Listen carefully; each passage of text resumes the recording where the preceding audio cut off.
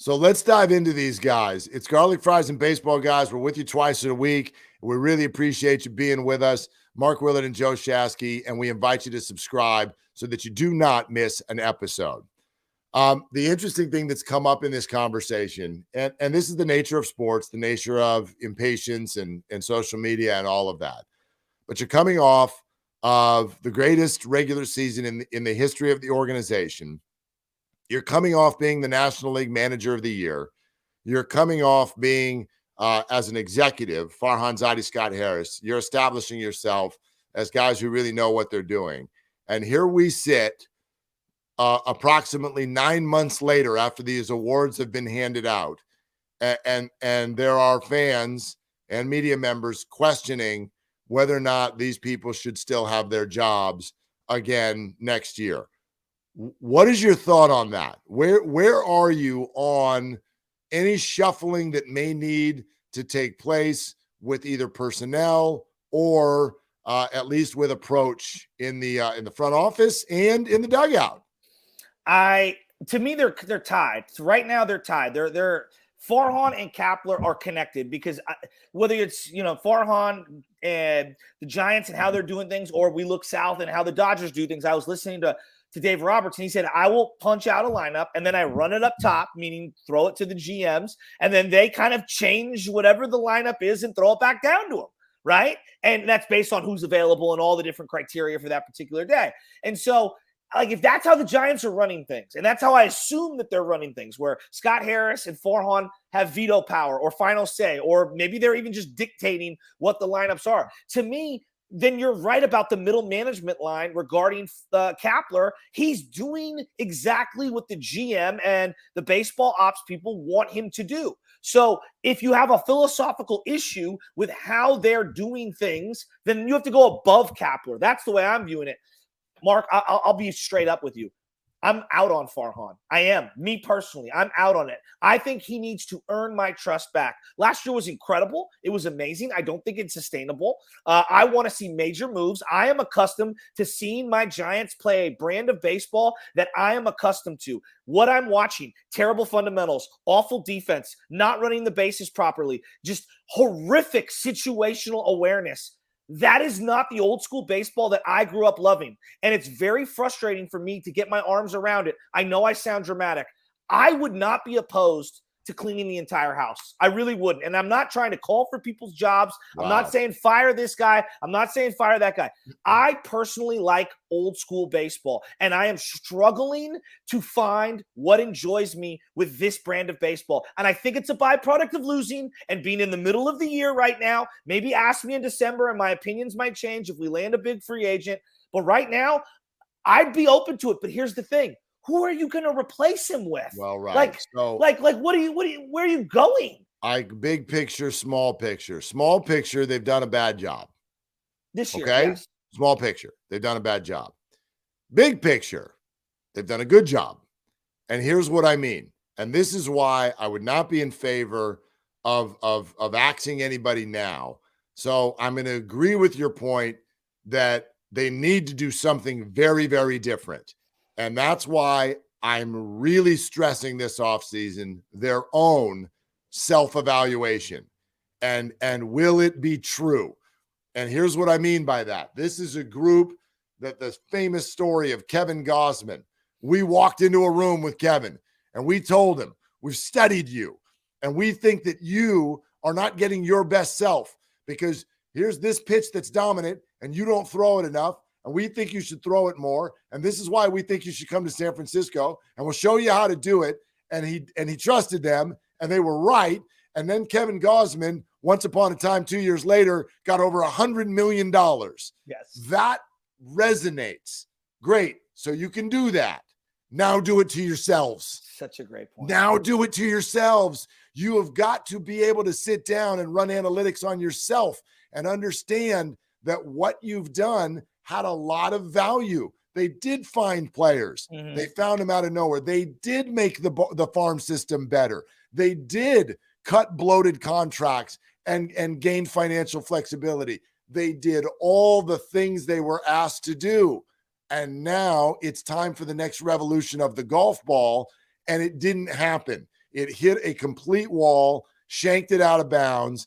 And so now you've got to self-evaluate because all of the perfect things that you had in place, they hit a wall that you didn't see coming. So Gabe Kapler and the front office both now have the same question in my mind, which is, I know that your formula can work and you can be awesome when it's working, but what do you do when stuff goes sideways? Yeah. And that's my question for these guys. And if their answer is, we're smart, trust us, then we're dead. Because they have got to take some L's. They have got to look at self and say, you know what? We miscalculated a couple of things. Let's try go to a different direction. Then I still have faith in these guys. So you're right. This offseason is everything. It's 100% everything. And the hard part is, and it's easy for me or any Giants fan, get a franchise player. It's an easy thing to say. It's really hard to find. Right. Every team, like right now, we like the Arizona roster, right? The Arizona Diamondbacks roster. Do they have a franchise player? Like, no. I'm not even sure. They got have guys who are supposed to be in a few years, but not right now. But that's what I'm saying. And yet they feel very promising, and there's a lot of hope. And I look at the Giants and I say, God, if they could come out of this winter with a franchise player, I don't even need the franchise player. At this point, show me progression for some of the people who I think will be founding blocks of what you're going to build, moving forward. And if that means getting yourself an everyday third baseman or an everyday shortstop or an everyday outfielder, if that guy presents himself, start there. And then we could bring up some of these minor leaguers that I've been hearing about, and maybe you hit on a couple of them, and we're so much better than where we're at. They can't keep losing guys. And that's where I look at someone like Rodon, and I know he lost this week, but like Rodon, to me, losing him is bigger than just losing a pitcher. You're losing one of the best players on the team. Now, yeah, he's had a great singular season. I don't know what he's going to look like in 3 or 4 years. But like, how are you moving forward by losing one of your better players? Like, it's just such a catch-22. Right. So here's the thing, though. This is a parlay that you need to hit if you're a betting person. It's a parlay because we keep talking about winning the offseason, and the Rangers won the offseason last year, and then their president of baseball ops got fired. Yes. So it's not just you've got to go win some of these money battles, but then, and this is why it's tough, you also need to be right. Yeah. Like, then you need to not be the Angels next year. You need to not be the Rangers. These guys have got to play well. It's got to work. And so I'm not going to beat around the bush here. The task that they've got in front of them is really hard. Yes. Because not only do they need to be powerful financially, but they need to combine that with smarts. Let me ask you this. What if the market for Rodon is 30 a year for 5 years? You in? Yeah, to me, I'm in. More than that, if it's 6 or 7 or 8, you're out. You're 100% out because I'm never giving a pitcher that much. I think I'm in. I do. I think because even in a diminished stage, he's a left-hander who could be the back end of my rotation. Like, I'm in on that. I know that there's a Giants tax right now that you have to pay a free agent, meaning more years or more money than maybe a comparable situation elsewhere because you're not one of the better teams. Now, we don't know if he likes to pitch here, all the different things we've talked about on this pod over and over and over again. But to me, I'm doing it. What about you, Mark? That feels pricey, man. And this is why. So I don't think they will. I don't think they will do that. I think someone is going to offer him that. I don't think they will. And I think the likelihood is probably the same thing that we watched Gausman do, which we haven't even seen the second half of it yet, which is I think the guy's going to leave. I think he's going to pitch really well. And then I think on the back end of the deal, we're going to go, oh, that's probably good that he didn't do the deal. Yeah. That's the likelihood. Like, this is going to be the first year ever that Rodon has not had arm problems. I know. If he gets to the end of this month, it'll be the first year ever. So 5 years, 150. That's tough for me. That's tough, again, for a starting pitcher who can't be that lead guy. He's only going to be out there once every 5 days. I understand you got to go get a 1. You have to have a 1 and a 2 if you're going to make the playoffs. But my guess is that they feel like they can find that in another spot. I just will give you like Zito, Cueto, Samardzija, like the expensive north of $100 million. And I know Samardzija was a little less, but that deal, that 5-year, 7-year pitcher deal, outside of Scherzer, when's it ever worked? Well, look, when's it ever worked? It's almost never worked. Greinke Right. had a run, but it was short-lived.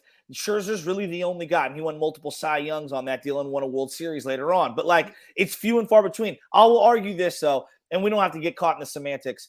I thought Cueto the first 3 or 4 years was really good for the Giants. Yeah. But he faded at the end. He faded hard at the end. He has moments, and it handicaps you. Yes. Farhan got ripped for not signing Madison Bumgarner. He getting booed in Arizona where they don't care. They don't even know who he is, and they're booing him. I was going to ask you, what if they would have signed Madison Bumgarner? How would we be looking right now? Would Mad Bum look different now? Of course, and Farhan would be getting ripped. I think so too. So I think you're right. Listen, this is why his job right now is so hard. He is going to be judged. He's going to be told, dude, you got to spend. You got to stop being scared to spend. And that's true. Yeah. However, the fan needs to be ready then, and he needs to be willing to be wrong with some of them, because the bottom line is the big contracts are really, really dicey, and they don't always work. In fact, they usually don't. So this is a tremendously difficult scenario they've built for themselves because they didn't augment this roster with anything, and because the farm system didn't have a great year. Those two things are a hell of a 1-2 punch, and we got to hold their feet to the fire, but also acknowledge that the job they have right now is really, really hard. And what I really don't want to hear, this is where I'm going to hold fans' feet to the fire. Don't you dare yell at them to spend. And then when they do, and if the contracts are bad, go, these dummies signed a bunch of big contracts with big names, and they shouldn't have done that. That's Joe, that's probably what's going to happen. Well, just look internally. I mean, they gave Brandon Bell the 1-year deal, and everybody for the most part was like, yeah, it's a pretty good deal. And then halfway through this year, people are screaming to the high heavens. Same thing with Crawford. I'll leave you with this when we talk free agents down the line. Boy, it'd be nice to have a Carlos Correa. That guy kicked the crap out of the Giants. Yeah. I mean, we watched him up close and personal. I don't know if he's going to leave Minnesota. He's got an opt-out. Who knows if he even would want to come to the Giants? But that's the kind of youth. And I know he's getting up there because he's 27 or 28 years old. But that's the kind of player you put him in an everyday lineup. Now you're taking all the pressure off these prospects because you got a table setter and you got a guy who plays 140 games a year. I will say this. I do like what Farhan's saying. They're only words. He's going to have to go do it. But he is saying we can spend. I want 3 or 4 or 5 everyday players. I do too. We need to evaluate what we're doing and do it differently. It's clear to me that somebody above Farhan wagged the finger this year and said, oh, no, you're not coming back with more lefty righty platoons again next year to tell us that you're smart. And so he heard it, and now he's got to go do it. It doesn't matter till he does it, but I think his words in his head are in the spot where fans want it to be. All right, so let's set the table then and break down some of these players, because there's a couple of them that I don't want to see back, and one that I wouldn't mind seeing back. And it's just, he said a lot of stuff the last. Yeah, he addressed this. Let's dive into it.